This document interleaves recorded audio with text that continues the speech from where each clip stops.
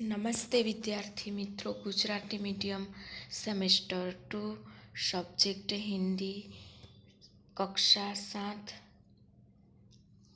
इकाई 2 हम भी बने महान, जिसका प्रकार है प्रेरक प्रसंग। तो विद्यार्थी मित्रों, उसके बारे में हम आगे देखेंगे। सीधे साधे कार्य एवं घटनाओं में कर्तव्य पालन, प्रामाणिकता, मानवता, अवतरित अभ्यास आदि तत्व चुनने पर कार्य और कर्ता दोनों की गरिमा और महिमा बढ़ जाती है। प्रस्तुत इकाई में स्वामी विवेकानंद, गोपाल कृष्ण गोखले, सचिन तेंदुलकर और हजरत अली के जीवन से जुड़े कुछ प्रसंग दिए गए हैं, जिनमें उनकी महानता के कुछ बुनियादी गुण द्रष्टव्य होते हैं। यहाँ गुण हमारे जीवन के लिए प्रेरणा पीयूष है। ऐसे गुणों को अपनाकर हम भी महान बन सकते हैं।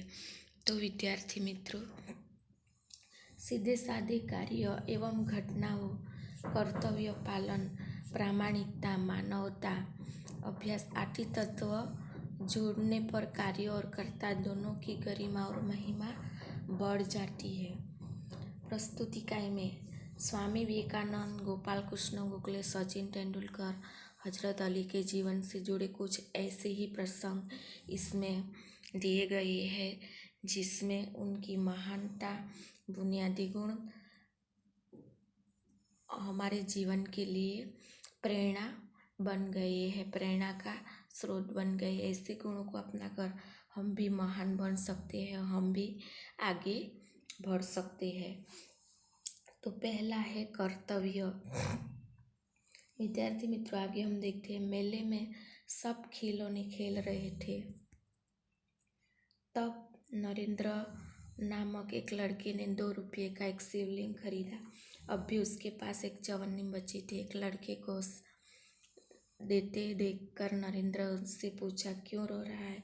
लड़के ने कहा, मेरे पास एक चवन्नी थी, कहीं गिर गई, अब मेरी माँ मुझे बहुत पीटेगी। यह है कि एक मेला था, उसमें सब बच्चे खिलौने ले रहे थे। तब नरेंद्र नामक एक लड़के ने 2 रुपये का शिवलिंग खरीदा। अब उसके पास एक ही चवन्नी बची थी।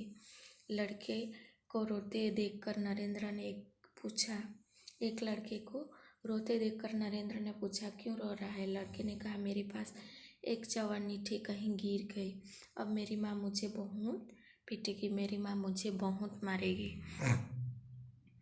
कोई बात नहीं, नरेंद्र ने कहा, लो यह चवन्नी।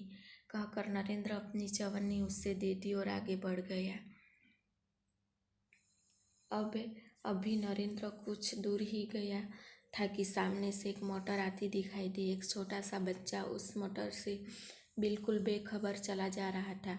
नरेंद्र ने झपट कर उसे बालक को खींच लिया। एक पल की देर होती तो वह बालक मोटर के नीचे आ जाता। इसे झपटने की क्रिया में नरेंद्र के हाथ से शिवलिंग छूटकर गिर गया और टूट गया। इस दौरान इकट्ठे हुए लोगों में से किसी ने कहा, बेचारे का नुकसान हो गया, कितने चाव से खरीदा था शिवलिंग।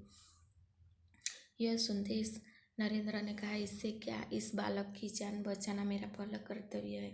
वस्तु से भी व्यक्ति का जीवन ज़्यादा महत्वपूर्ण है।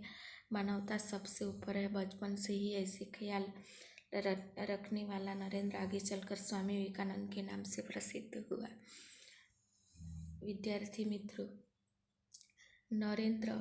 नरेंद्र कुछ ही दूर गया था कि सामने मोटर आती हुई दिखाई दी। छोटा सा बच्चा उस मोटर से बिल्कुल बेखबर चला जा रहा था।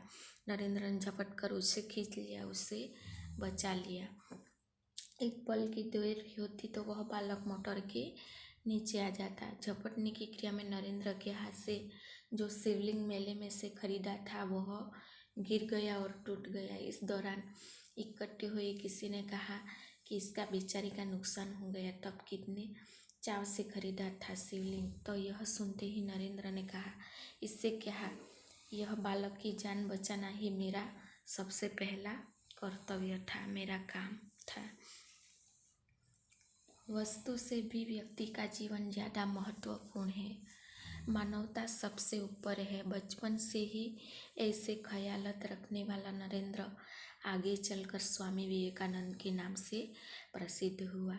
तो विद्यार्थी मित्रों, इस घटना से आपको पता चलता है कि मानव व्यक्ति का जीवन कितना महत्वपूर्ण है। मानवता सबसे ऊपर है।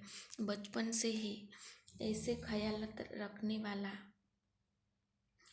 व्यक्ति आगे चलकर नरेंद्र आगे चलकर स्वामी विवेकानंद के नाम से प्रसिद्ध हुआ। आगे है दूसरा नियम सबके लिए है। बात सन 1885 की बात है। पुणे के न्यू इंग्लिश स्कूल में समारोह हो रहा था।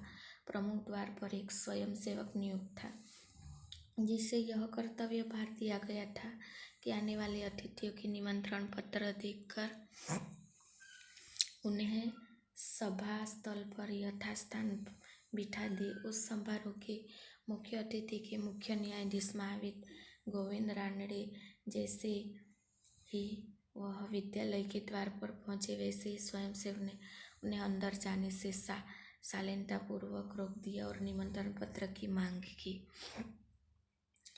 यहाँ पर समारोह हो रहा है और समारोह को नियम सबके लिए है। किसी को भी निमंत्रण पत्र की मांग के बिना जाने नहीं देते। तो यहाँ पर जो महादेव गोविंद रानडे है, उसको विद्यालय के द्वार पर पहुँचे और स्वयंसेवक जो है उसने अंदर जाने से रोका और शांतिपूर्वक कहा कि निमंत्रण पत्र पहले बताइए। बेटा, मेरे पास तो निमंत्रण पत्र नहीं है, रानडे ने कहा। क्षमा करें, तब मैं अंदर प्रवेश न कर सकेंगे तब आप अंदर प्रवेश न कर सकेंगे, स्वयंसेवक का नम्रतापूर्वक उत्तर था। आगे देखिए, द्वार पर रानडे को देखकर स्वागत समिति के कई सदस्य आ गए और उन्हें मंच की ओर ले जाने का प्रयास करने लगे। द्वार पर है, दरवाजे पर है, वह गोविंद रानडे को देखकर स्वागत समिति के कई सदस्य है वो आ गए और मंच की ओर ले जाने का प्रयास करने लगे, पर स्वयंसेवक ने आगे बढ़कर कहा, श्रीमान, मेरे कार्य में यदि स्वागत समिति के सदस्य ही रोंडा अटकाएंगे तो फिर मैं अपना कर्तव्य कैसे निभा सकूंगा। कोई भी अतिथि हो उसके पास निमंत्रण पत्र होना चाहिए। भेदभाव की नीति मुझे नहीं बरती जाएगी। कोई भी व्यक्ति हो उसके पास निमंत्रण पत्र होना चाहिए। मुझे ऐसे ही अटकाएंगे तो मैं अपना कर्तव्य, अपना काम कैसे निभा सकूंगा। कोई भी अतिथि हो उसके पास निमंत्रण पत्र होना ही चाहिए। भेदभाव की नीति मुझे पसंद नहीं है। स्वयंसेवक ने आगे चलकर गोपाल कृष्ण के नाम से प्रसिद्ध हुआ और देश की बड़ी सेवा की। यह स्वयंसेवक गोपाल कृष्ण के नाम से प्रसिद्ध हुआ और उसने बड़ी देश की सेवा की। तीसरा है सफलता का रहस्य। सफलता। अंडर 14 क्रिकेट टीम के कप्तान के रूप में एक लड़का अपनी टीम के साथ क्रिकेट मैच खेलने के लिए अहमदाबाद में आया था। उसकी टीम 5 स्टार होटल में ठहरी थी। सुबह उठते ही पूरी टीम कोच में मैनेजर के साथ अल्पाहार के लिए तैयार थी। अंडर 14 क्रिकेट टीम में कप्तान के रूप में एक लड़का अपनी टीम क्रिकेट मैच खेलने के लिए अहमदाबाद आया था। उसकी टीम 5 स्टार होटल में ठहरी थी, रुकी थी। सुबह उठते ही पूरी टीम कोच मैनेजर के साथ अल्पाहार के लिए तैयार थी। एकमात्र कप्तान नहीं दिखाई दे रहा था। उसे ढूंढने के लिए पूरी टीम ही लग गई, पर वह नहीं मिला। बाद में किसी ने जाकर उसके कमरे में गैलरी में देखा तो वह एक हाथ से गेंद फेंक रहा था और ज्यों ही गेंद दीवार से टकराकर वापस आती थी तो दूसरे हाथ से बल्ले से गेंद को खेल रहा था। साथी खिलाड़ी टीम में शामिल होने पर ही संतुष्ट थे, लेकिन वह कप्तान होकर भी सारी रात अपने आप अभ्यास करता रहा। उसका अभ्यास क्रिकेट के प्रति लगाव देखकर कोच, मैनेजर और सभी साथी खिलाड़ी दंग रह गए। एक कप्तान था। कप्तान दिखाई नहीं दे रहा था। उसे ढूंढने के लिए पूरी टीम लग गई। वह गैलरी में पूरी रात अभ्यास कर रहा था। एक हाथ से गेंद लेकर दूसरे हाथ से गेंद को खेल रहा था और खिलाड़ी टीम में शामिल होने पर संतुष्ट थे। लेकिन वह कप्तान होकर भी सारी रात अभ्यास करता रहा और क्रिकेट के प्रति लगाव देखकर कोच, मैनेजर और सभी साथी खिलाड़ी दंग रह गए, आश्चर्यचकित रह गए। आगे चलकर इसी लड़के ने क्रिकेट जगत में अद्वितीय सफलता प्राप्त की। कई विश्व रिकॉर्ड उसके कदम चूमने लगे। किसी ने उसकी सफलता का रहस्य पूछा तो बड़ी विनम्रता से उत्तर दिया कि मैं हूँ, मैच 3 बार खेलता हूँ। पहले अभ्यास के रूप में,